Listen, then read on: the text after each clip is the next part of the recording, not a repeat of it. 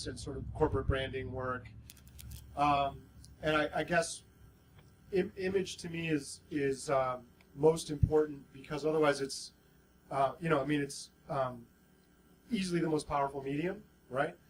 But it's also, it's like the whole Freudian thing about, sometimes a pipe is just a pipe, and sometimes when you're shooting, a music video, a broom is just a broom, but sometimes it has to be the right broom, because there's a whole other unspoken linguistic aspect to image and moving pictures that I think is easy to overlook. To use Mike's example, you can turn the webcam on and there's your show and you're a big internet sensation. But I think you're missing out on a lot of the frequencies that you can use to communicate more powerfully. Excellent. And Tommy? Hello? What? Oh, there we go. I'm Tommy Maddox Upshaw. I'm a cinematographer. I shoot everything from first unit on certain feature films for studios to shoot second unit on different feature films, camera operator on things such as Iron Man 2, I did Grown Ups 2, operator, additional cinematographer, shoot for Spike Lee on commercials and documentaries that we've done. Things I love what I do. This is something I dreamt of when I was not too far from here going to school, down the street at Northfield, and as well as at Holy Cross in Massachusetts. So visual impact is always something that I've loved. And, we talk to my family, films, movies, beat movies. It's always been a fascination of my own since I was a kid. Since I was about 10 years old. And visual impact, anything from telling a story from commercials, which I've shot, to music videos, which I've shot, story, and the visual impact and visual storytelling. It always goes back to story, no matter what. Selling a product, selling a person, selling the moment of the script. It all kind of lines up together, and I love it. That's awesome. Without the image, it's a podcast or radio. Exactly. Which is not necessarily bad either. Just a different medium. Exactly. Real quick before we dive deep into the panel, there are kind of two audiences I'm aware of that are here this week. There's industry, and then I guess fans and local people who are coming to check out all sorts of cool TV and stuff. And can I get a quick show of hands? Who's industry? They're industry folks, so a couple folks, and then kind of on the fan side and local folks, and then people who don't have answers. So we're kind of even. So if we can keep that in mind with our answers, let's maybe not dive in too deep into the technical and stay on the fun level. One of the things I think is always interesting, people work differently with different people in different parts of the process of making a film or a series and that sort of stuff. And I'd love to hear how you would be engaged in a project and then what you would do throughout that project. And why don't we start on the far end and work this way? So after the interview process, there's always this collaborative effort that starts with usually two people. It always starts with the script, and then after that, it's about building the visual language with the director and the production design. And seeing what's going on with them. Production design is the person who physically architects the sets, color palettes for everything from walls to talking to wardrobe, and then from there we kind of build this visual language, build a visual arc. And we say, what are we looking for in the visual impact of these moments within the script? How do we push it along? What is there that's happening in the story that if they were to, as they always say, turn the sound off, could somebody truly still follow the script? So, follow the storyline. And then from there, you just start to build. And you try to build this language, and sometimes it works, sometimes it doesn't. But it's something that every cinematographer, every image maker, these guys will tell you that no matter what it is, you try to build this visual language. Earlier you mentioned, and just now you touched on it a little bit, this whole language of the image. Can you say a little bit more about that? The language of the image is always about, I would say, juxtaposition of what's inside the box, what's inside your frame, be it a rectangle frame or a square frame. What's inside of it? What are we allowing the audience to see in order to push the story, the narrative, the 30-second piece? And what we decide as the image makers and the gatekeepers, in grad school at AFI, they referred to cinematographers as the gatekeeper, the image. What are we allowing the audience to see, or what are we revealing to the audience with inside or outside of this box? And that's what it really comes down to. That's what visual language, visual impact, what are we allowing inside of this frame in order to push narrative? That's awesome. Jay, how would someone engage you in one of these projects, and what is your role through that? Well, we're in a time where the project I'm working on right now, it's a marketing project. I haven't met the editor, I haven't met the folks doing the web interface, so it's been purely digital exchanges, right? Outside of myself, the cinematographer we hired, and the producers that I work with. So you have to be able to communicate clearly. Things get lost in emails, but if you're specific and you're clear about, in the courses that I teach, for example, in media production, I always push adjectives, right? Descriptive language. It's not just that there's a room full of chairs. It's that there's a room full of green chairs with round backs and brown frames because you're trying to develop a theme of greed or money. There's always a subtle push, whether it's color, shapes, locations, casting, lighting, even audio design. All of those things should serve a higher purpose to the piece. And it shouldn't matter if it's a feature film, a commercial, an industrial piece, a corporate piece. There's always a key aspect that you're trying to communicate. And if you are able to develop that rapport with your coworkers, your co-designers, your crew members, so you're all shooting for that same, overall message, that's when it really works. That's great. Mike?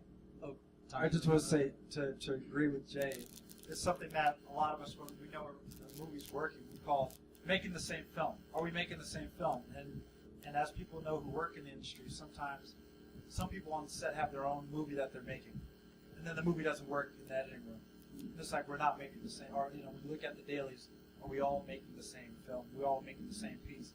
Otherwise, some people have their own agenda. It's just, you see it comes out. It becomes messy. An actor may have their own agenda, and all of a sudden, like, why is this person doing that? And the whole rest of the cast, when they're on frame, is doing something else. So, interesting. That's great. Mike? Question is So the question is, how would you be engaged in a Right. project? And then walk us through your role in constructing the image from there. Yeah, it's a little different for me. I own my own production company, so a lot of the projects we're working now are something that we've pitched out, and they fund and we just do. So for me, I'm sort of very hands-on, whether I've either created the show that we've sold, or it's pitched to me and redeveloped it, and then created and sold it. From there, it then becomes the whole budgeting thing, and then it becomes the production. And in terms of getting into what we're talking about is controlling the image. It's hiring the right DPs, bringing these guys kind of in, knowing what my vision is as a director, and then explaining that to who's running camera or who's doing lights or DPing. So that's sort of how I work it. I always know exactly what I want. I very rarely go in going, oh, I think it might be this, might be that. I do like to hire people who know more than me. A camera guy knows more than I do about cameras, even though I can run a camera. A lighting guy is going to know a lot more about lighting and can add something. I call it a brain trust. I like to hire people who are very, very well, very smart in what they do. Hire the best, and that way the project's going to come together. Everybody's going to work together. So let's pick it back up on this end and continue this thought. So, you're starting a project and you're thinking about the images that you want to either convey your story or your idea or message. What are the first things you think about? Location. I think for me it's location. I just did this thing for Will Smith's company, and they were just like, here's the After Earth script before it came out. We want something to relate to this that will be a web presence. So we came up with how to survive certain elements that he survives in the script, and then need to find woods in LA that feel like the movie did. I knew the movie took place in certain jungle aspects and certain woodsy areas, so we wanted to find something that related to that and also felt claustrophobic. So, we found some locations in LA. We had to make sure there were no power lines. We had to make sure there was no road noise. We had to make sure that there was enough trees where I can make it feel like the guy's actually lost, even though we were in a woods that we paid for. So to me, it's always location when I'm envisioning what I want something to look like. It's location. Like Jay said, there's little, I call it tapestry, little things that you weave through that you may not recognize immediately, but it's definitely subliminally there that helps the picture. So Jay and Tommy, I saw both of you nod on location, like, oh yeah, that's first. Say more. Look, in terms of, we all have, I'm sure, tons of horror stories about locations that didn't have power or bathrooms or parking or whatever. But in terms of just building the image, you have to know what your message is. You have to know, who's your client, right? If it's a feature film, right, it's different than the kind of things that Mike's done recently. It's different than my current project, which is almost purely a marketing piece for an East Coast college, right, university. So when I was scouting that location, I'm not worried about the power lines because I know I'm only shooting mediums, talking heads, and some scenics, right? So I just need to find a 4x8 piece of wall 15 times on that campus that looks resplendent, right? So that's what I'm looking for. Totally different than if he's coming to do a scene for a feature. Totally different approach, same location, different set of questions because we're trying to support a different key message. If that makes sense. Excellent. And Tommy? And the reason why I nodded is because that's what the directors look for first, is always locations. Like right now, I'm in like this small pre-production for a movie in South Africa. The director and I talk 3 times a week on Skype. Be in our cars or whatever, but first thing he sent me were pictures of the location that we do to the storyline. So, you know, he bombards me, we set up a photo stream. I have pictures of locations that I've never seen before for the past 2 weeks, but it starts a discussion. And now at the point of me being a cinematographer, I go to what I talked about earlier. The script, the emotional standpoints of the script, connect them up with the locations, getting a redraft of the script. I know what the locations are because we're shooting actual places of the events of this historical piece.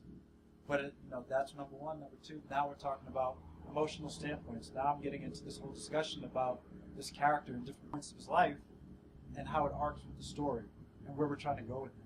So as a cinematographer, that's where I start to build, because by the time we get on set in January, we should be reacting emotionally to the story and to the actors for camera placement, lighting, and all that stuff. We're not back to like, you know, it's not linear at that point. We want it to be, your best movies are like an emotional reaction to the script at that point when everyone's making that same movie. You know, but So that seems like it's a lot of intangibles that go into, okay, I'm going to put my camera here.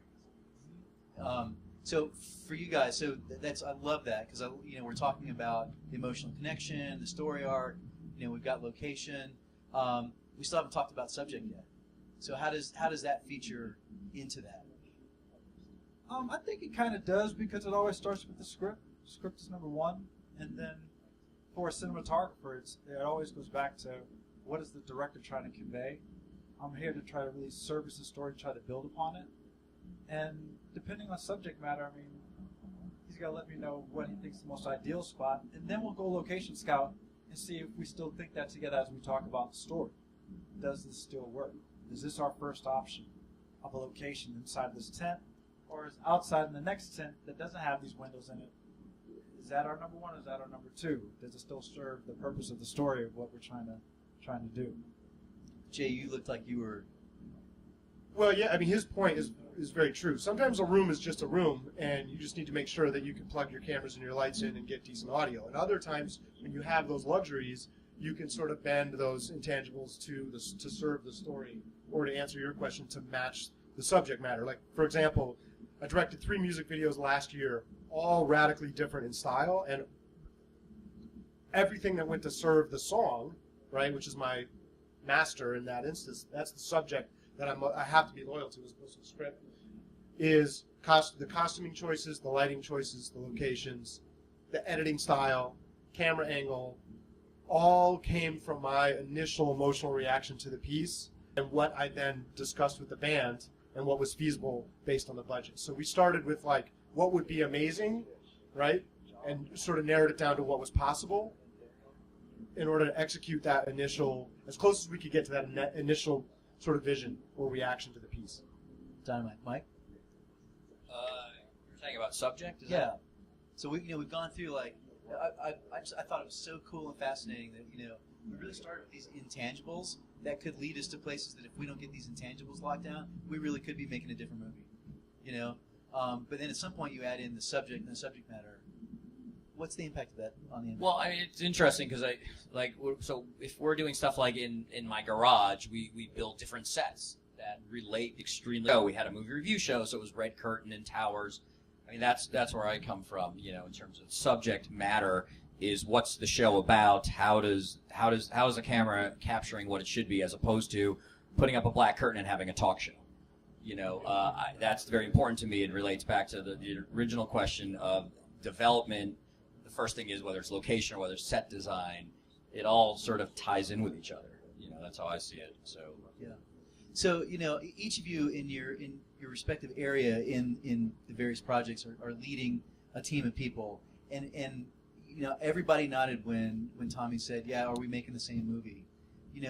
What kinds of strategies have you used in the past where you realized maybe someone wasn't making the same movie that we're making, someone wasn't doing the same project we're making? How have you overcome that problem? I think a lot of that is development and pre-production. A lot of times if you're doing something like a web series, you show up and start shooting. And I'm very opposed to that. I'm very let's get on the same page before we start shooting.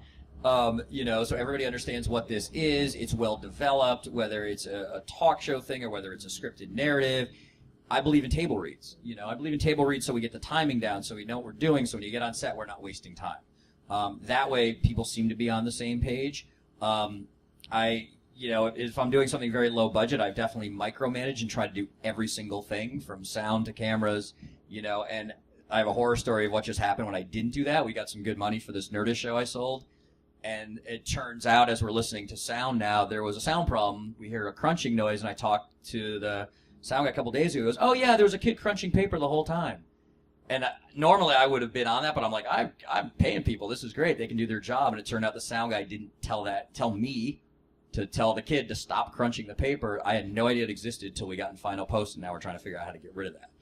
So that's somebody who's not on the same page, and something you need to be aware of. I don't like to micromanage, but at the same time, if it's your project, you kind of have to be aware of everything and hope you hired the right people. And sometimes it's hard to do that even on smaller budgets. You're never quite sure. Yeah, I'll give you a good one and a bad one. The good one was I shot this rock music video last year, very low budget, very tight time frame. They wanted it on a stage, and they had a real 70s kind of rock feel to it. And I was lucky enough to sort of unearth these two 90s VHS cameras, 4:3 aspect ratio, dusty lenses, man, frayed cables, like electrical taped on the back. And I was like, perfect, because I wanted a grainy, lens flare-y kind of look. And I was so obsessed with that, right, with the sort of nerdy, geeky approach that I was going to take. And I was going to be so smart, to shoot it retro and blah, blah, blah. And we showed up, and the band was actually on time, which is amazing. And we're in this great venue that was very friendly to us, and the lights are all working, and the playback is working, and everything's working. And then all of a sudden, this other van shows up with these huge, nasty-looking, piercing, tattoo, smelly friends of mine, and they had a whole van full of big, huge amps, and they filled the whole stage. None of them plugged in. And a buddy of mine who's in the actual band that's shooting was like, yeah, we thought it'd be cool if we had a bunch of gear. And I was like, oh my God, it's brilliant. So you have to be open, I think, to your co-collaborators, your co-conspirators. Just because you're the director doesn't mean you have all the great ideas. So when you're open to that kind of stuff, and it looked amazing. I mean, it looked like they were in, Madison Square Garden in 1974. So it was a brilliant idea, and I take full credit for it, even though it wasn't my idea. But you just have to be, so that's the good side, is you got to be open, I think, to that. And then the downside is, I was shooting a travel pilot a few years back, and it was a brilliant idea, and we got amazing locations all through Connecticut, from the aquariums to the shorelines to the shooting casino floor footage. I mean, it was great. But the woman who had the vision for it and her partner on screen kind of thought it was like a getaway weekend for them, and I thought I was shooting a travel show. So that led to some weirdness with schedule and priorities, and so it made it. We got the thing shot, came out lovely, but it was a difficult shoot because we weren't making the same product. It's a fine line for a cinematographer, because if you don't agree with the director's choice, it's kind of like, okay, you got to poker face it sometimes. And if there's somebody who's working for me, and we have this vision, and they decide, I've had a movie before where Steadicam operator decided he had his own agenda, so fired him. So people that work, so it's like, and you got to go because right now you're not serving the purpose of the community at large for what we need to do to get done. So you have to go. And then, there's other times that I may not agree with his choice. But it's like, all right, end of the day, I'm working for you, and this is what your vision is of the story, and I'm going to make it happen. You want to bring it here? Fine. In the edit room, the editor will probably not use it, but that's not the discussion right now. The discussion is we're going to do what's on the call sheet, and he feels it's the best approach to it, so we're going to do it. We're going to roll the camera. Put the camera here. So I'll line it up, make sure everyone looks good. We're going to roll. So sometimes you just got to get the shot done. Sometimes you have to get the shot done. I always say, for kids starting out production, I say when you're on a set, production is not a democracy, it's a dictatorship. I mean, honestly, it's the director, and I certainly as a director, like I said, I will always go, my right hand is always the DP cinematographer.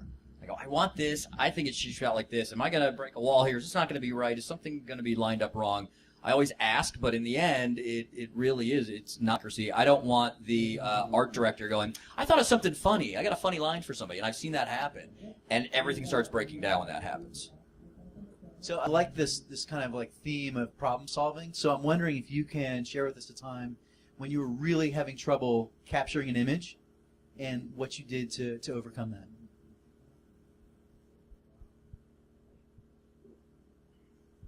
Now take 5 minutes. This panel has never had any problems capturing We're images. always great. It just it's kind of weird because it's all the time that there's something that comes up that you didn't necessarily plan for. So that's a part of being in the film business is you have to be a problem solver. If you're a very linear thinker, it's like it's probably the wrong business for you to be in. I mean, there are stories of old of the cinematographer's arc now as a cameraman has changed. At one point, they were like considered gods on set, and they could get away with some things that are just not tolerated anymore. So, the stories of guys who would take a day to light a set. That doesn't happen anymore. You go home. Like, my worst situation, I know it's often that I get thrown in, it's usually music videos when I do them often because they're run and gun, and I was on the hip hop side when hip hop videos were still big. My career was just kind of starting, and somebody shows up 6 hours late. It's supposed to be a single shot Steadicam through a house in Sherman Oaks. Artists didn't show up for 6 hours, so we had to split the shot up because we lost light. Because you need about a good 4 or 5 hours to, even though it's just one shot, to really do it, relying on daylight.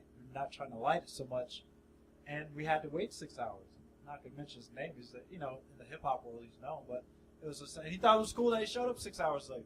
It's like, well, we actually have to wait even another hour because at 6 the crew has to have lunch. They've been here since like 7 o'clock. It's 1, So at that point we took lunch and we split the music video up into a few shots, even though we had this great Steadicam guy there that. The house was a certain way facing north, so then it was all soft light, ambient daylight, and we had it all planned out. We chose a house for the light, for this and that. Was this a summertime shoot, so you had longer light? Yeah, it was. It was like towards the end of August, so the sun wasn't directly above us, so but yeah, it was summertime. Music videos, man, they're like a blessing or a curse when it comes to managing personalities, and I love music. I play music. I have tons of musician friends, but wow. So a similar horror story, right? You're trying to keep, and to echo Mike's thoughts, you're trying to keep your shots consistent, right? So as you're cutting, it doesn't look like there's weird jumps to the viewer. So this is 2 years ago, I think. Again, locked off soundstage, great facility, had all day to shoot, everything's fine. Did our first pass. When we go to reset, we're doing jib shots, and the lighting's perfect, and the playback's great, and the guitar player just vanishes, like poof, gone. And we're like, what? 20 minutes, we're trying to figure out what we should do. Do we shoot around him in the meantime? He comes back in like a completely different outfit. And we're all looking at the dude, and the rest of the band's like looking at him too, and I'm like, what? And finally he goes, oh, we're not doing that thing where we all change clothes every take. Like, I guess the band had this discussion at one point where they're going to do this funny thing where they literally, like, so the guy had like a duffel bag full of clothes, we found out later, because he thought they were doing this cute thing where they were going to all change clothes, which, again, if we would have been all in the loop together building that idea, then you can plan for it accordingly and maybe make it work and not be jarring to look at. But he didn't get the memo that they finally came to their senses and they were like, no, it has to be consistent, it has to look. So yeah, that's just a fun adventure in music video business. Mike, do you have an adventure in music video story? I don't think I have. I can't think. I mean, the sound thing right now is just on my mind. 'Cause I'm going through this last like 2 days, but that's not picture. I'm sure there was something that'll come to me. I can't. I mean, it's the same thing. We've had people show up 4 hours late. You know, that doesn't seem that. Especially when I was just running this, had a production of this YouTube company for the last year, and they may make good money sometimes, YouTubers, but they don't necessarily believe in schedules. So that was a little difficult a lot of times. But yeah, I mean, it's the same thing. It's problem solving. It's the same thing we're doing right now. There's a crunching sound, and we're problem solving and talking to post sound guys and figuring out how we can EQ it out. You know, there's never like, whoa, let's go back and reshoot. Well, no, it's not going to happen. So yeah, you're problem solving in post. You're problem solving on set. Exactly. You know, you're always to keep consistency. You know, luckily. And I hate to say it, I did reality TV for a while, but that definitely helped me with story in the edit bay and understanding and seeing exactly how this is going to edit together as I'm on set and making sure I don't miss an angle, make sure I don't miss some kind of coverage that will cover up something that will make it seem like it's going to jump. So it seems like in your role, there's very much this think like an editor when you're shooting. Yeah, as a director, I definitely think like an editor as I'm shooting. I mean, you have to. You know, if you don't, you're going to miss something. You know, I really do see those edits when I'm either writing it or developing it, or day of shooting. I definitely will immediately write down or have somebody next to me writing down. Great, we're done. Now I need these pickup shots because I know I'm gonna have to cover that. I know the editor's gonna kill me if I don't have that because I've seen so much time spent in the edit bay on things that literally hours, like 2 or 3 days on something in the edit bay trying to fix that a shot for 5 minutes would have easily solved the problem. So you have to make sure you get everything before you leave that set. And think like an editor, I think, is really important. Tommy? To add to that, somehow, some way I ended up doing an Italian movie in Los Angeles it was like a National Lampoon, like Christmas movie in Italy that's been going on for 15 years. And this director named Neri Parenti, our days were like, when I talk about the Italians only having like, say, an 8 to 10 hour day, it was 8 to 10 hours because he shot to edit. So literally, even though it would be like 2 pages, he would, you know, and we're doing the master shot, the wide shot or something, he would say, stop! And it'd be like, you know, we'd be only like a third through the page, like, because I'm not going to use anything else after that. And he would say it to me, like, so I'd be like, I guess we're moving on. We're shooting film, you know, we have 2 cameras. And that was like his thing. He shot to edit to the point, because he's done like 8 of the movies out of the 15, that he knew how he was going to cut. And he would it was all shoot to edit. 2 lines he would say stop. You know, we're moving on to the other side, and he would shoot to edit. And we did this for a full-length feature. We shot in July, and it came out in December because he knew exactly how he was going to cut on film. Shot in Beverly Hills, all over the place. It was wild, but our days were like 8 to 10 hours. Sometimes we stopped at lunch, and just because he shot to edit, but he was so extreme. I've worked with a lot of people, but I've never seen anyone that extreme with it. But it worked out. I mean, they made their money. That was 2 years ago now, so they've done 2 more or something like. That's great. Yeah. Name and names. Jay. Yeah, I'll echo all that. I mean, that's your process. So you write your script or you develop your concept. That's your first pass. That's your first gatekeeper in terms of the story. And I think your shooting and your performance then becomes your second, right? But you're thinking, how do I help the editor? How do I help the editor? Editor now becomes, when he or she has that footage, the final screenwriter, really. That's the final pass at the final rendering of pace, you know, all those little subtle elements, emotional reaction for the audience. What are you revealing about character? So you've got 3 phases, and I think if you're true to all 3 of them, and I guess if you do it enough, you get to be like his man over here. But I think you always have to address those things. Be thinking about production when you're writing, editing when you're shooting, and screenwriting when you're editing. That's awesome. So I have one more question for these guys, and then I'd love for you guys to be able to ask some questions. So be thinking of a question you'd like to ask while these guys are talking. One thing I love to do is get really awesome guys like you to tell us about who some of your heroes are and that sort of stuff. And I'm wondering if you could think through the pantheon of your brain of all the films and shows that you've seen, if there's something that really stands out as really phenomenal when it comes to image, and how that either successfully aided the story or maybe wasn't so successful.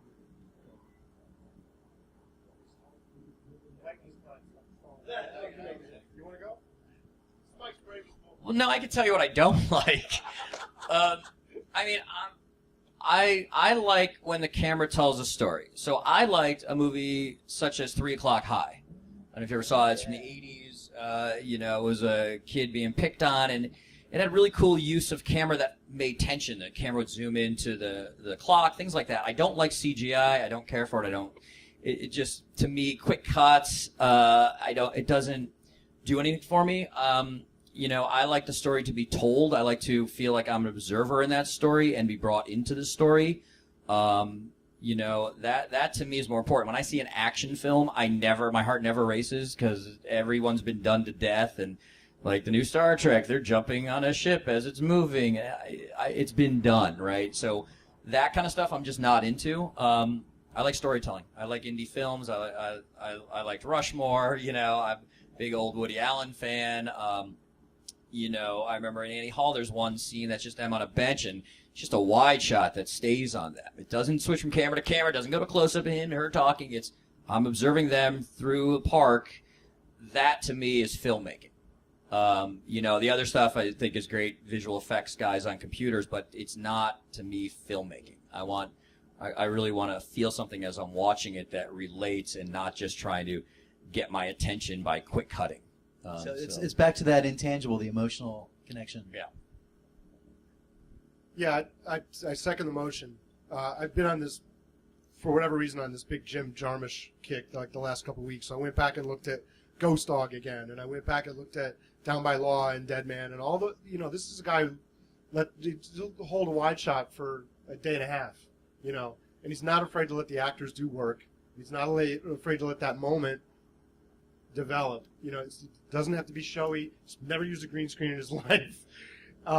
Which again, I see this with my students all the time. First day of class, we learning green screen? Well, wait a minute. Let's talk about where the camera is placed. Let's talk about when you move the camera and how, and what that reveals about plot, character, emotions. How does it move the story forward? That kind of stuff.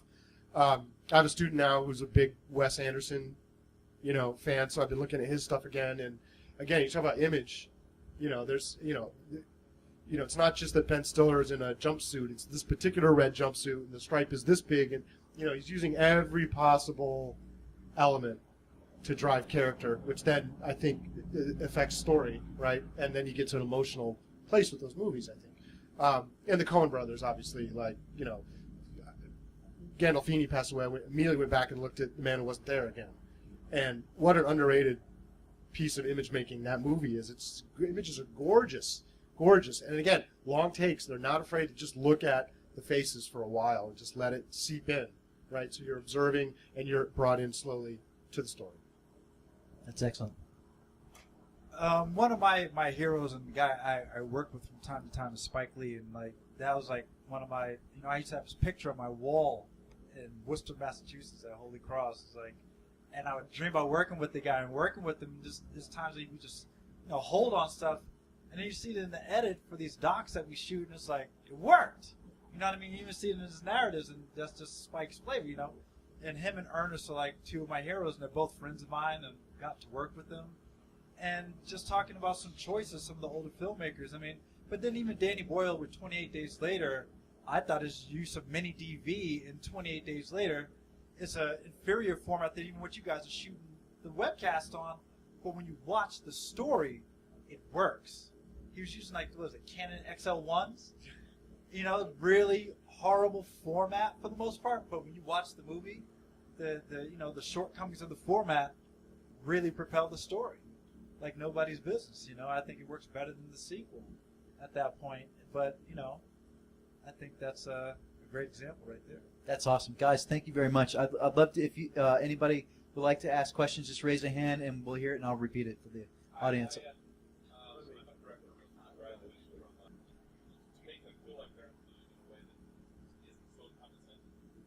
So just to repeat the question, so if a film director is a dictator and the whole setup is not a democracy, how do you get everybody on board with that?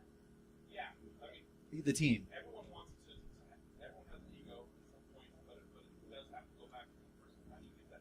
So getting the team, how do you get the team on board with the dictatorship? Well, if you're working production, you pretty much know that's how a set works. I mean, that's what you expect. And I've worked with a lot of kids who start off, whether they're doing YouTube or they start off as a PA, and that's the first thing I tell them. I go, what's your job? Do your job. Do it really well. You're going to move up. I started off as a PA on Leno, to a writer assistant on Later Again, to a writer on Politically Incorrect. I worked my way up. Nowadays, I see like on reality shows like, we'll give you $300 a week. You're a producer. I mean, honestly, and that's bad. Really bad, because you don't work your way up. I literally started under Johnny Carson's producers, who taught me, like, they take me out to Chadney's for liquid lunch and go, this is how it works, kid. And that's, it was old school. I came through old school Hollywood, I guess you can say, as it was switching over. If they don't know and you see a problem on set, I'm guaranteeing somebody else, not the director, is going to say something to them. If there's some, PA kid who suddenly wants to grab a camera, that he's going to get kicked out pretty quick by the camera guy, whether it's union or whether it's not union. But, in the end, it's not a dictatorship where you're an ass, part of my language. It still is, like I said, I call it a brain trust. I really think something wrong that's going to affect and cost a lot of time in the edit. I like to know that. So you're still, as a director, open. Now, there are some directors and some people I've worked with, some actors who are horrible people who will act like Saddam Hussein, and and you know what? Unfortunately, you deal with it. If you're on the other end, you go, all right, I hope to never be that guy. However, with my sound guy, I kind of wish I was this last one. And sometimes you're too nice. Sometimes, as a director, you're almost too open to letting people do things, and then again, things start to fall apart. There is a definite fine line of knowing your place on a set and not being a horrible person about it. And you need to find that line as you work, and you'll get jobs. It literally take you 5 years to get your footing. It's just like a comedian when they go on stage and they're trying to find their voice. In a production, you're going to find your voice, and people are going to like you for that and want to work with you because they like what you do and how you are on set. Yeah, and I think it's a balance, right? I mean, we say that it's a dictatorship, but it's, maybe the better way to put it is you have to be dictatorial without being tyrannical, right? So a benevolent dictatorship. You have to be assertive without being aggressive, right? You have to, and just the simple things, I think, too. Listen, you know what? These guys are working hard. You got to know when lunch is. You can't get selfish, about popping shots off. Yeah, there's certain times. Oh, okay, we only have this actor for 20 more minutes, or the light is fading, or whatever. But if you're totally not in tune with what's going on with your crew, you're going to lose them. It's like captain of a ship or captain of a team. Those analogies. So feed them well, treat them decently. Make sure there's plenty of water around. Don't work them like dogs. And listen, if they really are royally screwing up, I think it's, and this maybe comes from my teaching experience as well, but you don't slam a light on the floor and stomp and yell and scream and throw things like you see in the movies, right? You pull them aside and say, listen, I appreciate your hard work and but please don't move the lights after we've been lighting for an hour and a half or whatever. Please don't suggest a 12-foot dolly move, when I need a wide shot, So you do it on a personal level, I think, and you when you praise them, it's public, I think, as well. You know what I mean? Oh, I just want our second assistant grip, Larry, who filled in as a day player today. We couldn't have done the snow scene without you shaking the thing for 12 hours. You try to find those people who made the biggest sacrifice and give them a little bit, of a pop, even if it's at lunch or at wrap at the end of the day, or you buy drinks for everybody at, the end of a hard week. So you keep it human. think the best barometer that you could take a look at that's on the web is the making of Heaven's Gate. It's called Final Cut. The Making of Heaven's Gate is a 9-part series, and they talk about the director and the studio system. That's the most extreme version. Was it? Yeah. It was like a 5-hour epic, but the making of it is on YouTube. It's called The Final Cut, The Making of Heaven's Gate. Watch what that director did, and just don't do that. That's the highest barometer. When I say extreme, like the actors talk about it and the studio people talk about it candidly on camera, and they're just like, we were doing 50 takes of somebody getting whipped in a bed. And it was like for 7 hours, and the actors all, and like, there's 30 extras. Like, you got to take a look at that. That's the most extreme version, and these guys are giving you great advice. But watch that, and trust me, you'll have a good chuckle. It's on YouTube. It's free. It's great. That's great. So we're running a little bit low on time. We have 2 minutes, or is that a question? Okay, excellent. So